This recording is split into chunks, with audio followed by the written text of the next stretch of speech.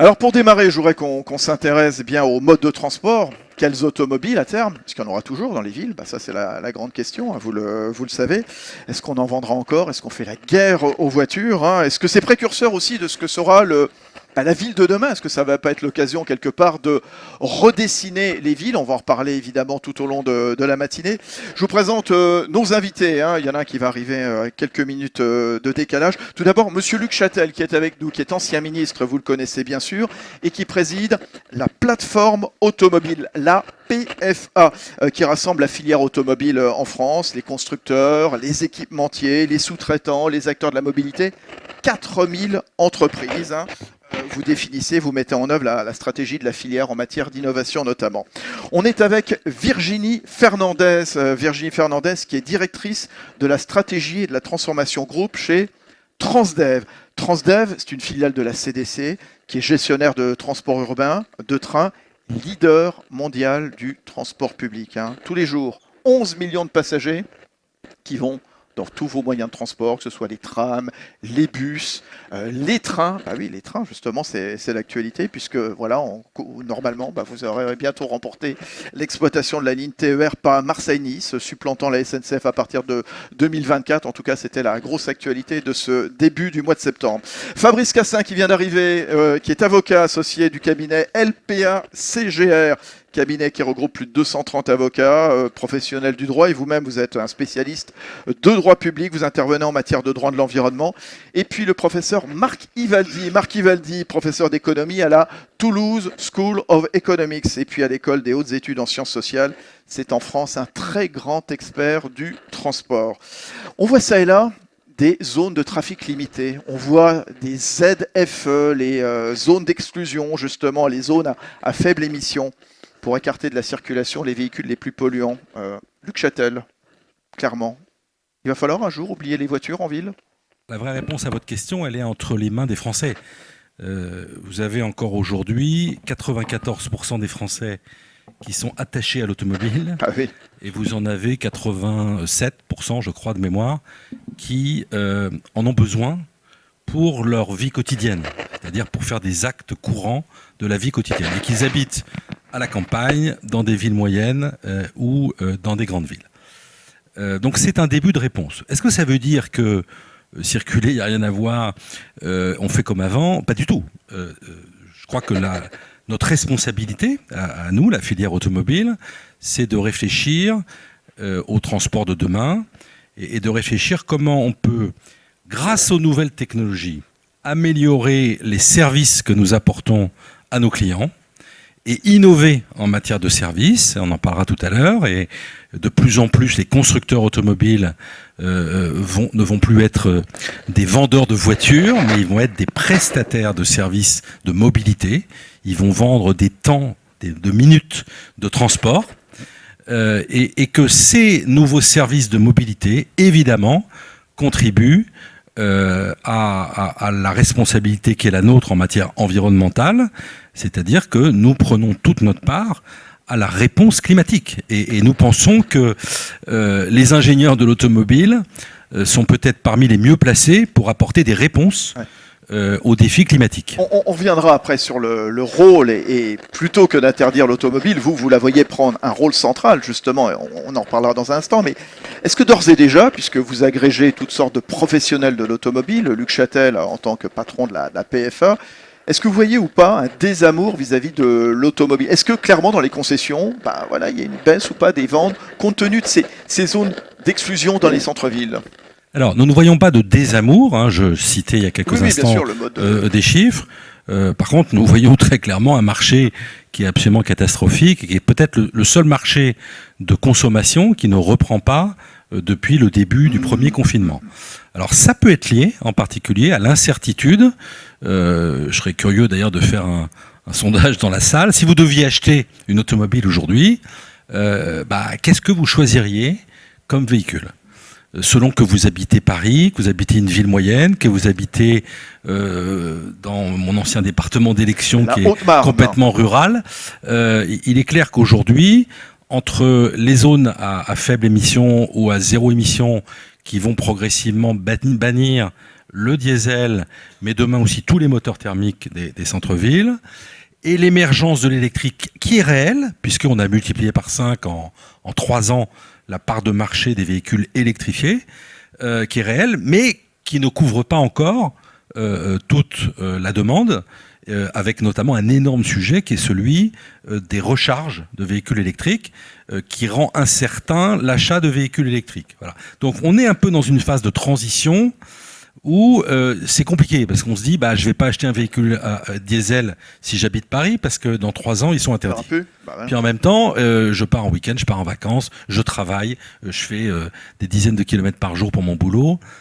Comment je fais pour me recharger si j'ai un véhicule électrique. Voilà. Donc, on est dans une période assez complexe, je dois dire. Ça veut dire quoi? On est allé un petit peu trop vite ou pas, Luc Châtel, quand on dit la fin des émissions carbonées en 2050, quelque part?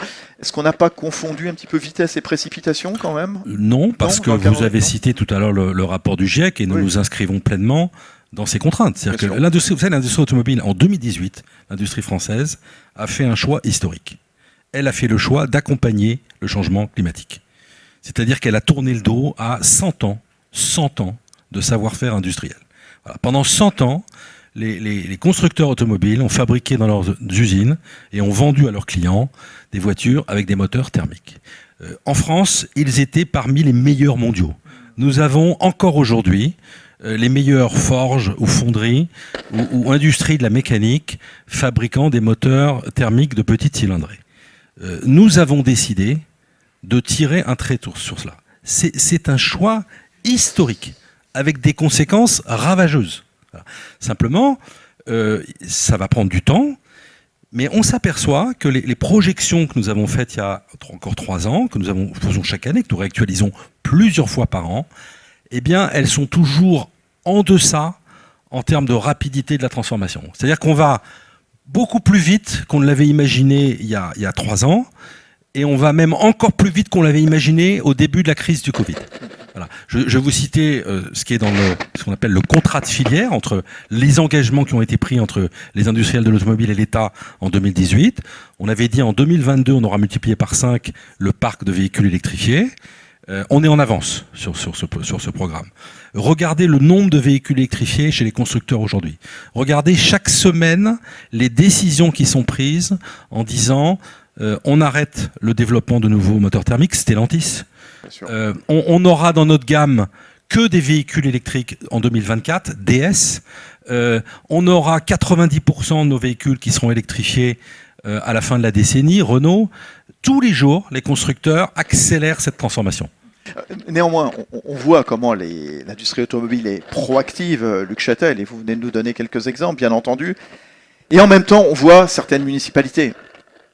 Je pense à une en particulier, bien entendu, où on se trouve en ce moment, à Paris, voilà, qui se referme, qui empêche les automobiles, clairement, voilà, à marche forcée. Et là, pour le coup, on est vraiment à marche forcée, parfois sans concertation. Est-ce qu'il y a du car bashing quand même en France, émanant de certains ou certaines, justement? Est-ce qu'il y a vraiment, on ostracise clairement les automobilistes? Alors ça, c'est un débat politique. Oui. Moi, je ne fais pas, ou je ne fais plus exactement, de oui, politique. mais quelque part, vous en subissez quelque part les conséquences en tant que professionnel de l'automobile désormais. Et pour répondre à cela, nous nous positionnons, nous, en apporteurs de solutions. C'est-à-dire que nous considérons que qui est le mieux placé pour apporter des solutions en matière de mobilité? Quelle est la filière qui a la meilleure expérience? Quel est le meilleur moyen aujourd'hui pour aller d'un point A à un point B à moindre coût, en toute liberté? L'automobile, en toute sécurité, l'automobile. Donc nous nous positionnons en apporteurs de solutions. Apporteurs de solutions technologiques sur l'environnement, je viens de l'évoquer, et apporteurs de solutions vis-à-vis des collectivités. Voilà, nous avons par exemple, il y a 18 mois, fait un grand travail de livre blanc avec les collectivités territoriales pour... vous avez évoqué une France qui est encore aujourd'hui diverse, pour apporter selon le type d'habitat, c'est-à-dire est-ce qu'on habite en milieu peu dense, très rural, ou si on habite dans des grandes villes, apporter des solutions de mobilité différentes. Eh bien, l'automobile, encore une fois, elle l'est aujourd'hui, et elle va l'être de plus en plus apporteuse de solutions de mobilité. Luca Di Meo, le patron de Renault, disait qu'il y a la présentation de ses résultats, qu'en 2025, le chiffre d'affaires de Renault sera fait à 20% par sa filiale nouvelle mobilité. Carlos Tavares considère qu'à la fin de la décennie, 1 kilomètre sur 3 parcouru par un véhicule sera un véhicule partagé. Voilà. Donc on a une révolution de l'approche automobile. Le moment où on vendait nos voitures, qu'on achetait une voiture dans une concession, tout ça, ça va évoluer. Et encore une fois, on va devenir prestataire de services de mobilité combinés, partagés. C'est une vraie révolution. Marc Ivaldi, j'évoquais justement ce mouvement anti-auto dans certaines villes, ces zones à faible émission, ces zones de trafic limité, qui consistera vraiment à empêcher toute voiture particulière à venir. C'est efficace ou pas? Prenez le micro devant vous. Oui,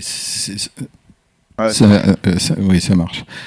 En fait, toutes les études qui ont été faites montrent que c'est pas très efficace. D'abord parce que il faut contrôler ça. Donc ça veut dire qu'il faut quand même qu'il y ait de la police dans la rue pour le vérifier. Et puis d'autre part, pour simplifier, de toute manière, si vous bloquez le centre d'une ville et que ça soit sur le périphérique, vous tourniez, la pollution, elle fait comme le nuage de Tchernobyl. Donc bon. Si vous me permettez, je reprendrai un peu ce que M. Châtel a dit, et pour être optimiste en fait. Parce que ce qu'on observe, les chiffres sont évidemment catastrophiques quand on regarde la voiture et le transport. Sur la période 1990-2019, le secteur qui a vu ses émissions de CO2 augmenter, c'est le transport, d'environ 9 à 10%, alors que tous les autres secteurs, dans le même temps, ont diminué. Les autres secteurs réunis. La voiture, c'est 15% des émissions de gaz à effet de serre dans le monde. Donc c'est considérable et c'est important. Alors dans le même temps, on n'est pas prêt à faire des efforts, chacun. On préfère dire que ce qui pollue, c'est le gros avion, c'est le gros bateau, c'est le gros... c'est le gros camion, mais c'est la voiture qui pollue. Et qui reste le mode de transport préféré des Français, comme l'a rappelé Monsieur le Ministre il y a quelques instants. Seulement, ce qui est vrai, et c'est exactement ce que Luc Châtel vient de dire, c'est que les efforts pour lutter contre la pollution sont fantastiques dans le secteur automobile. Et qu'il ne faut pas s'attendre à des évolutions très importantes pour l'avion, par exemple. Quoique la 220 mis en service par Air France hier est un avion qui pollue moins, bien sûr. Bien sûr, il y a des efforts, et comme je suis de Toulouse, je suis évidemment tout à fait favorable. Mais il ne faudrait pas que dans la bagarre entre le secteur aéronautique et le secteur automobile pour avoir des subventions pour la pollution, on mette le poids au mauvais endroit. Je suis tout à fait d'accord, encore une fois, parce que je suis de Toulouse, pour que l'aéronautique ait plein de subventions. Mais c'est clair que ce qu'on observe, c'est une évolution considérable technologique et qu'on peut être optimiste pour la voiture. Une évolution considérable, mais en tout cas, il faut y aller tranquillement. La transition, elle ne va pas se faire tout de suite, Marc Ivaldi. Elle se fera pas tout de suite. Alors peut-être que on va avancer un peu trop vite dans le débat. On peut les pousser à aller plus vite. Mais on peut en discuter, on peut discuter de savoir comment on peut les pousser, mais peut-être qu'on y reviendra tout à l'heure. Virginie Fernandez, au nom de Transdev, est-ce qu'on parlera davantage désormais plutôt de mobilité plutôt que de transport? La signature de Transdev depuis quelques mois maintenant, c'est opérateur de mobilité, The Mobility Company. Pour quelle raison justement ?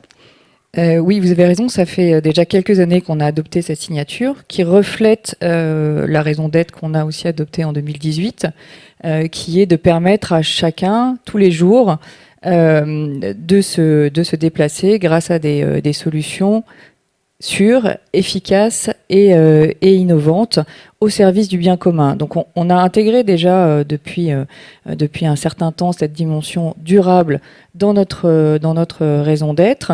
Intégrateur, opérateur de mobilité, c'est pour nous, opérateurs de transport public, signifier qu'on s'intègre dans un écosystème dans lequel il y a effectivement nos opérations, mais c'est aussi intégrer, promouvoir l'interopérabilité avec des mobilités actives, avec la voiture, car on l'a rappelé, le transport au sens large, c'est un des premiers émetteurs de gaz à effet de serre. Donc la décarbonation, elle passera par des efforts qu'on pourra faire tous collectivement. Donc il y a un premier élément qui est bien sûr aller vers plus de mobilité partagée. Alors ça a été dit, et évidemment on ne va pas pouvoir faire disparaître les voitures. Nous, notre rôle, c'est d'offrir une véritable alternative à la voiture quand c'est possible. C'est d'offrir aussi des solutions qui vont venir en complément pour que tous ensemble, on ait un impact positif. Et ensuite, on a un deuxième levier, bien évidemment, qui est de réduire l'empreinte carbone de nos propres flottes. Alors justement, concrètement, sur quoi vous travaillez? Je le disais tout à l'heure, vous êtes le leader mondial du transport public. Comment est-ce que vous vous intégrez dans cette réflexion sur cette problématique de transition énergétique? Donnez-nous quelques exemples justement sur comment va-t-on voyager, comment va-t-on transporter demain? Sur quoi vous travaillez?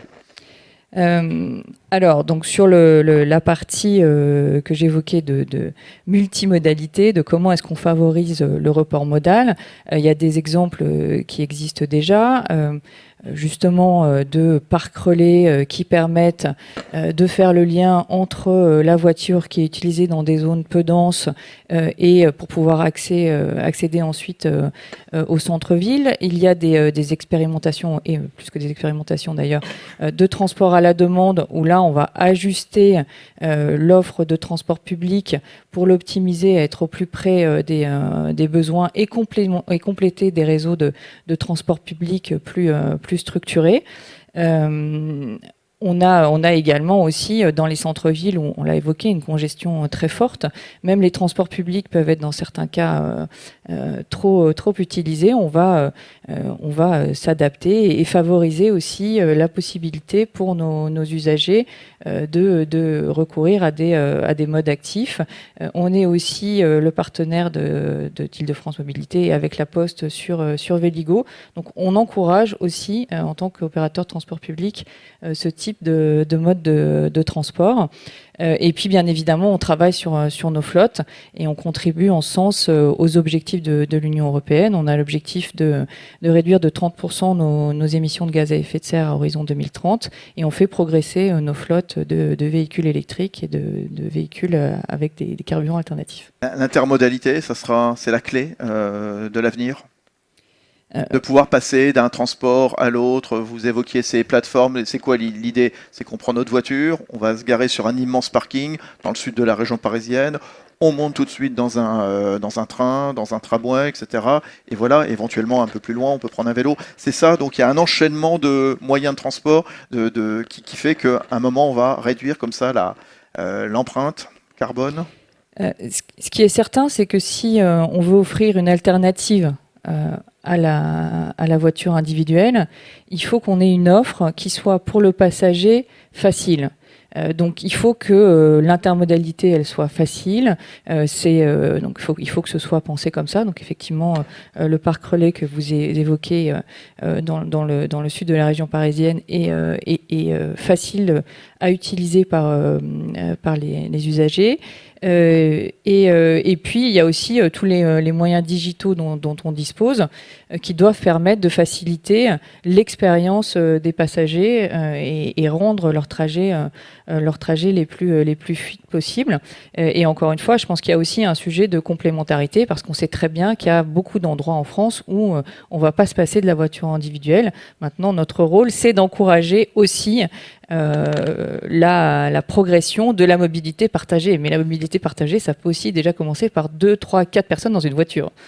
Fabrice Cassin, avocat, l'intermodalité, multiplier les offres, voire l'ouverture à la concurrence. Donc je citais tout à l'heure en préambule ce dossier sur lequel Transdev se profile, justement les TER en PACA. Vous êtes spécialiste de concurrence. De quelle manière la concurrence, elle peut répondre à cette problématique? Est-ce que la concurrence, c'est bon pour un transport durable aussi? Pour l'organiser, très certainement. Et c'est là qu'on a besoin de droit. C'est que justement cette transition vers un transport décarboné passe par, alors oui, une concurrence entre les mobilités, une nouvelle concurrence entre les mobilités, une réorganisation, et à l'intérieur, évidemment, notamment pour le secteur ferroviaire, une ouverture avec des lignes qui étaient jusque-là abandonnées, ou une extension du ferroviaire qui passera aussi par la concession, au fond, le mécanisme par lequel on a construit le chemin de fer au 19e siècle. Le rail s'est construit par la concession, mais surtout, ce que l'on a pu mesurer, c'est que, je rejoins les remarques de Marc Ivaldi, c'est que c'est quand même bien par une planification.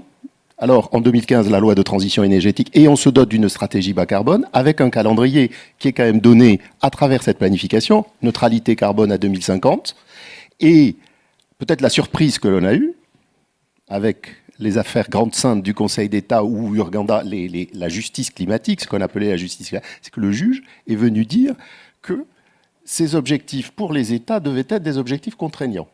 Alors, ça, c'est nouveau. Et qu'on n'en faisait pas assez. C'est-à-dire que jusque-là, cette planification économique, spatiale, et cette idée de grande transition, dans lequel il y a le choix de la première stratégie carbone, qui est, comme le rappelait Luc Châtel, qui est le choix de décarboner le plus complètement possible les véhicules.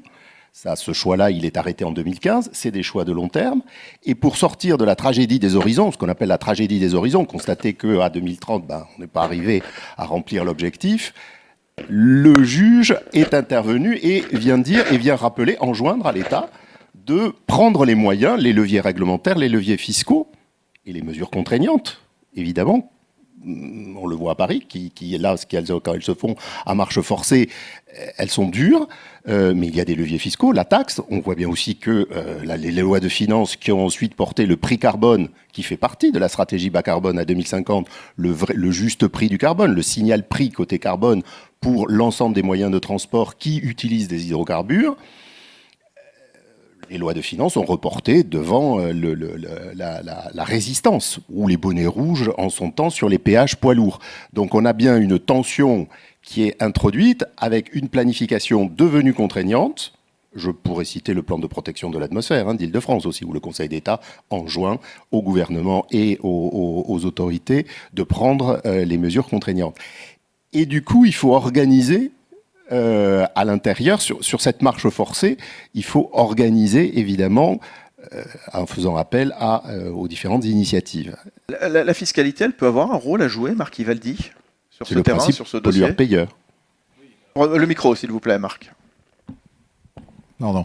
Oui, les économistes sont... Je pense à quasi-unanimité d'accord que la bonne solution, ce serait de mettre en place une taxe carbone. Mais vous voyez actuellement, là, dans le débat, dans les quelques jours qui se sont passés, augmentation des prix de l'essence, pas dû à des taxes d'ailleurs, mais dû à la situation du marché. La première des choses qu'on demande, c'est qu'on baisse les taxes. Donc, évidemment, on fait baisser les prix. Donc, c'est pas le sens. Mais c'est évidemment la contradiction. C'est le problème de la transition. Il est certain que la voiture reste le moyen de transport le plus utilisé, et donc c'est évidemment compliqué. Alors il faut la situation qui me paraît on a une situation un petit peu ambiguë. Effectivement, il va falloir mettre un peu plus de régulation. La taxe carbone sera probablement, de mon point de vue, compliquée, parce que même si on la met en France ou en Europe, on va créer des problèmes. Parce que si on la met en Europe, eh bien, on aura plus de pollution dans les autres pays. puisque nos prix risquent d'être élevés et on va avoir ce qu'on appelle des leakages, c'est-à-dire qu'on va polluer plus ailleurs et donc la pollution reviendra. Donc la taxe carbone, c'est quelque chose au niveau mondial. Je pense que la vraie solution, c'est petit à petit de mettre en place des marchés de droits pollués qui montrent un peu leur efficacité. Actuellement, sur le marché des droits pollués en Europe, on est autour de 60 € la tonne carbone, qui rend maintenant le solaire et l'éolien rentable, c'est-à-dire sans subvention. Alors, du point de vue de la régulation, donc il y a sur les marchés de droits pollués, ça veut dire que les décideurs politiques réduisent un peu le nombre de droits pollués pour faire monter le prix du marché, ce qui est quand même une décision assez complexe et difficile parfois à faire politiquement. L'autre grand problème de régulation, c'est que l'intermodalité soit possible. Et l'intermodalité ne sera possible que s'il y a échange de données entre les acteurs. Et ça, c'est pas facile. Évidemment, chacun veut garder ses propres données. Donc, il faut...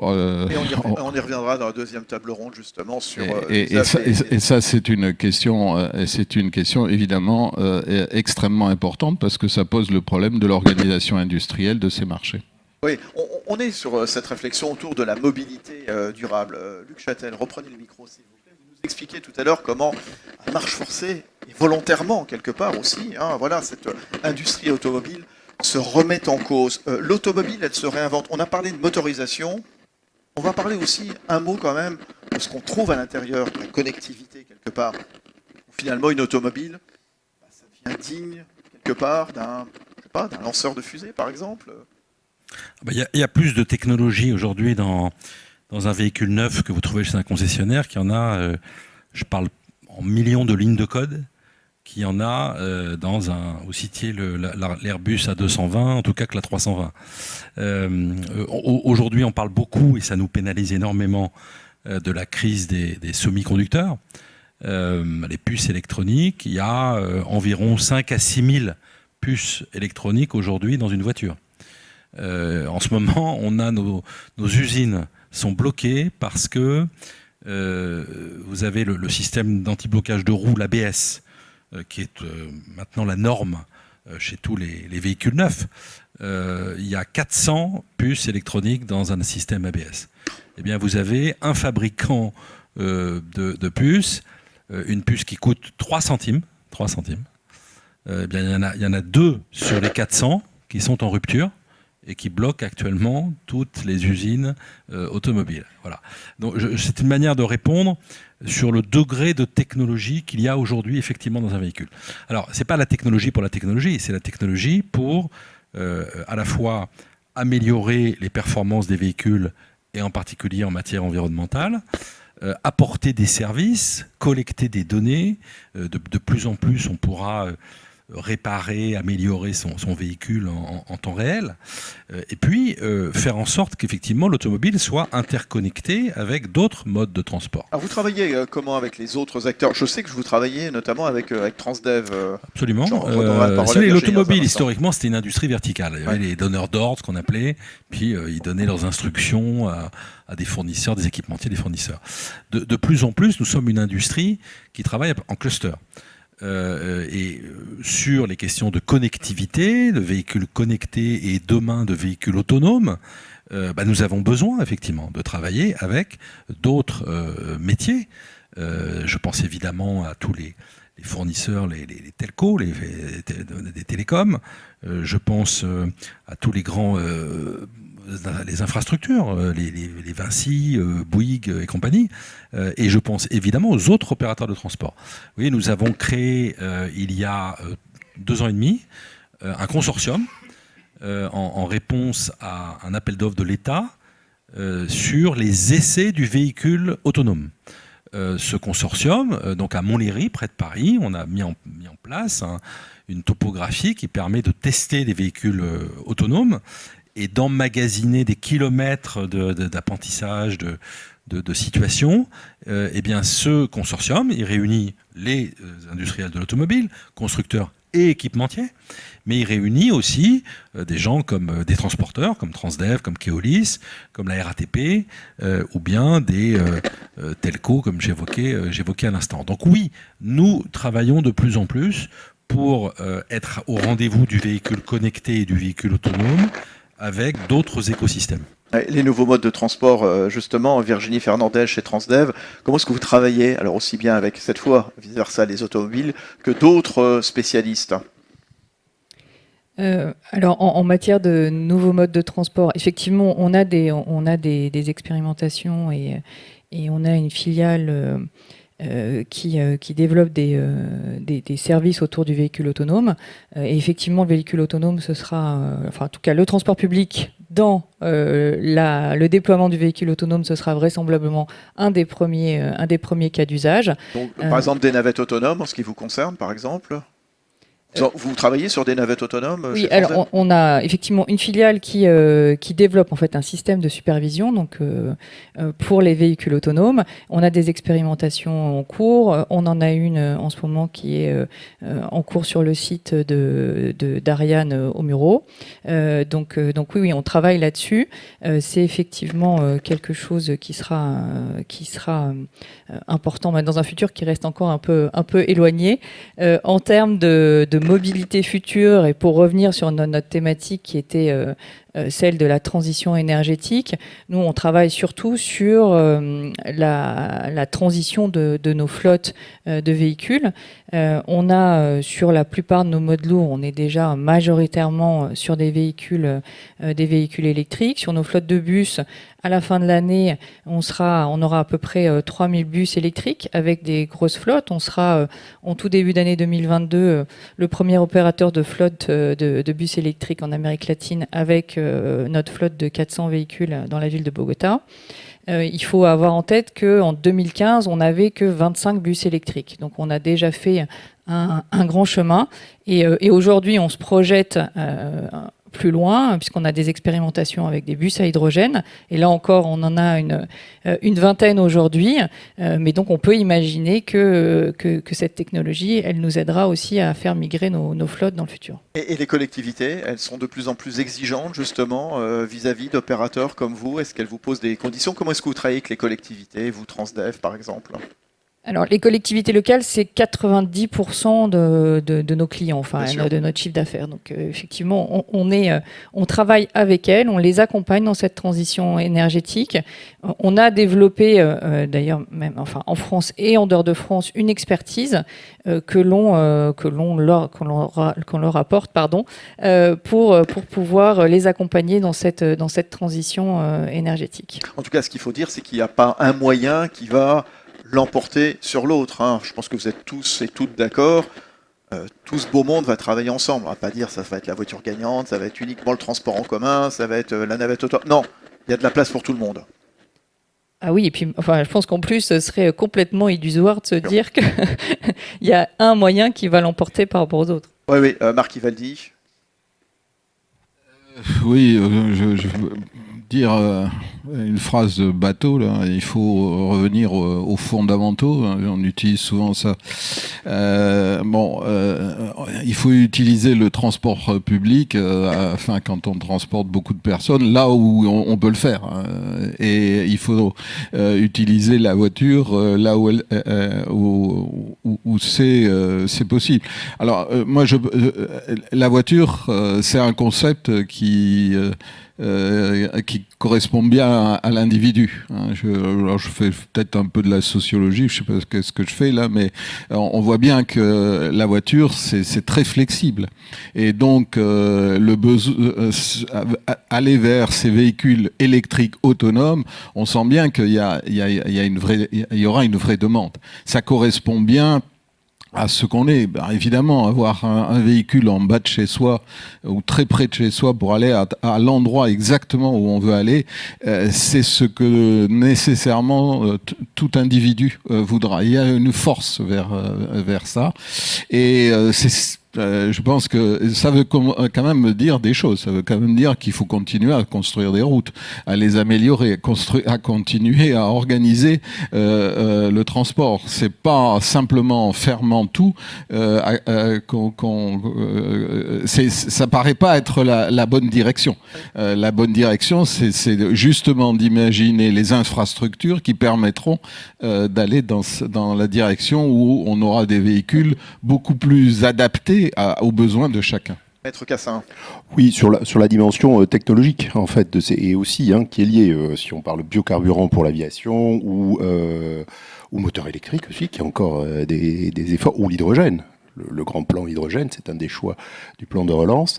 Peut-être qu'encore on n'a pas tout à fait pris en compte dans l'évolution de ces technologies ou de ces nouveaux modes de transport, c'est le triptyque éviter, réduire, compenser. C'est-à-dire le grand standard, c'est le standard fondamental de l'évaluation environnementale. C'est-à-dire qu'un projet, et y compris un projet d'infrastructure de transport, doit être conçu. Et c'est peut-être toute la difficulté d'ailleurs de grands projets qui ont des difficultés, c'est-à-dire d'être conçu dès le départ dans l'idée d'éviter au maximum dans ce nouveau mode les émissions, les polluants dans l'air, d'éviter de réduire si c'est possible. À ce moment-là, les moteurs thermiques peuvent continuer, mais avec à ce moment-là une vraie efficacité énergétique. Réduire le nombre de litres à ce moment-là d'essence au 100, on a ces objectifs-là, c'est-à-dire drastiquement, ou les émissions dans l'atmosphère, les rejets, réduire, et si on ne peut pas faire autrement, compenser. Et compenser, là, en revanche, c'est qu'on a bien constaté un impact négatif. Et la compensation, c'est dans la logique neutralité carbone, étendre les forêts, c'est réouvrir des milieux, reconvertir en zones naturelles des zones de friches industrielles, voire même, c'est un des objectifs désormais qu'on va mettre dans les PLU, c'est tout le problème aussi de l'articulation entre de l'urbanisme et de ces évolutions-là, de lutter contre l'artificialisation des sols, par exemple. Ça, la compensation, c'est aussi un des vecteurs, mais peut-être aussi qui permet de continuer à avoir une vie un peu plus, alors là, confortable, je dirais, et de ne pas avoir des mesures réglementaires trop dures. Dans cette réflexion sur la mobilité durable, quel sera l'impact du télétravail qui semble s'imposer de plus en plus? Comment est-ce que vous l'intégrez, chacun et chacune, donc, dans vos activités différentes? Virginie Fernandez, chez Transdev, justement, le télétravail s'est imposé. Alors effectivement, le télétravail s'est imposé. On a vu des baisses de fréquentation assez fortes dans nos réseaux pendant l'année et demie qui vient de s'écouler. Maintenant, la fréquentation reprend. Alors, faut avoir en tête quand même que dans beaucoup de nos réseaux, on a des passagers qui ne peuvent pas télétravailler ou qui se déplacent pour une autre raison que pour aller travailler. Donc c'est un phénomène qui bien sûr nous impacte, mais qui qu'il faut pas généraliser. Absolument. Et indépendamment de ça, on l'a dit, le besoin de mobilité, il est croissant. Les moteurs pour cette mobilité sont toujours là.